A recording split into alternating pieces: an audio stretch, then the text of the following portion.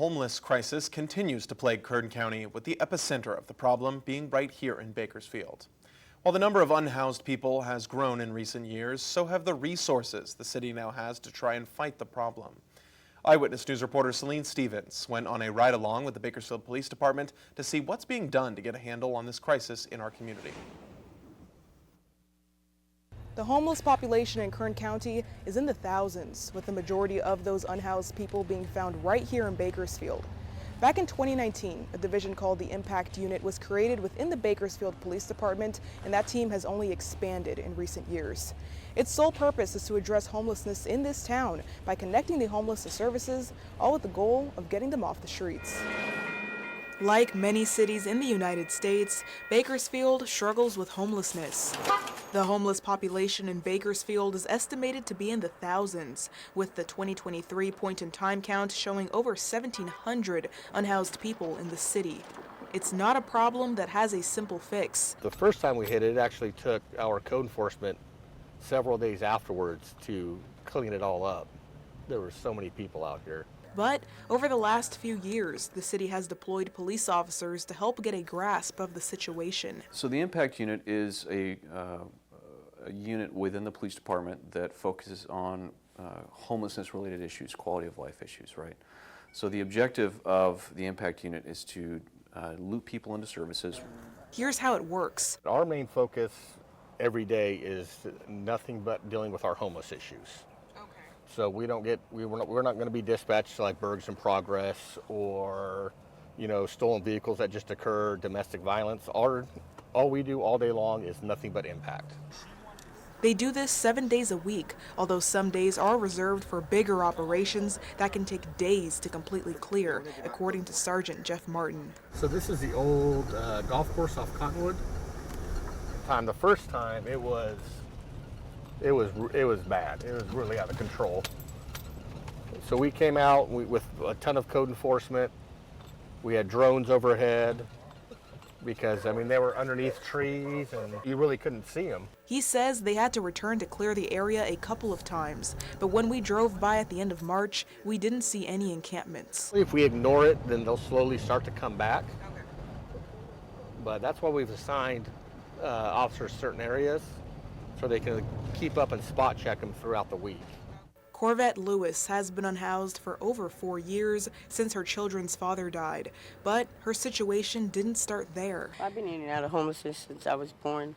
I grew up in foster care in Los Angeles. She now lives on the streets with her boyfriend Frank and her dog Ladybug. Having someone to warn you when someone's walking up on you, because it's really hard, being out here and being a girl, and people come around you when you're sleeping. People like to steal your stuff when you're sleeping, or I don't know, touch on you or be around you when you're sleeping. It's scary. However, getting into a shelter isn't something that can usually happen right away. As you can see, Carvretta has a tarp full of numerous shopping carts with different items. So what happens is if she's on a place where she's not supposed to be, there may be a trespass letter where she may be cited for trespassing and her items are seized because she may go to jail for a short time. She gets out, she is given receipts to go pick it up from code enforcement, and she gets her items back. Senior police officer Kenneth Perkins says if items are soiled in any way, they won't be returned. For those items that can be taken, they're put in bins and placed with code enforcement. We're not trying to harass or terrorize the homeless or population. We are out here trying to help them, get them squared away to where they are in a better place than what they are right now. Officers, a part of the Impact Unit, don't work alone. Nonprofits and government agencies often join them during these operations. Our ultimate goal is to move that person off the street and into housing as quickly as possible. But if housing is not available, then the next best thing is to move them off the street and into some kind of shelter or transitional housing. Jim Wheeler, the executive director of Flood, tells me they're the primary referring agency for all shelters. It doesn't seem like we're making a lot of progress, but we are. I think last month in February we engaged with over 700 unique individuals who are homeless.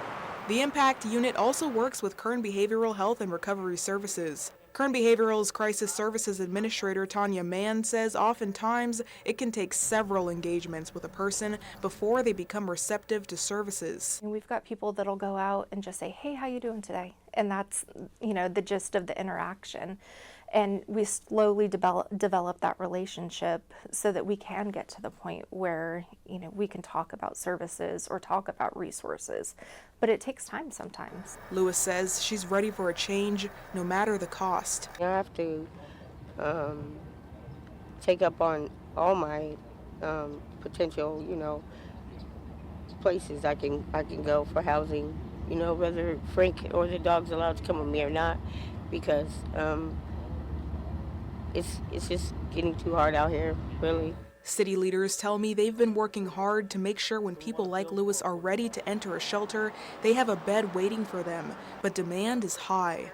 What I'm trying to press on the City Council right now is that we add 50 beds at the Brundage Lake Navigation Center. And we already have 269 beds. Vice Mayor Andre Gonzalez says on average, there's 55 people a week trying to get into a shelter, including the Brundage Lane Navigation Center.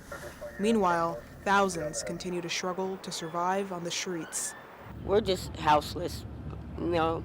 I found a home here in Bakersfield, but just not a house. So I think I'm houseless, not homeless.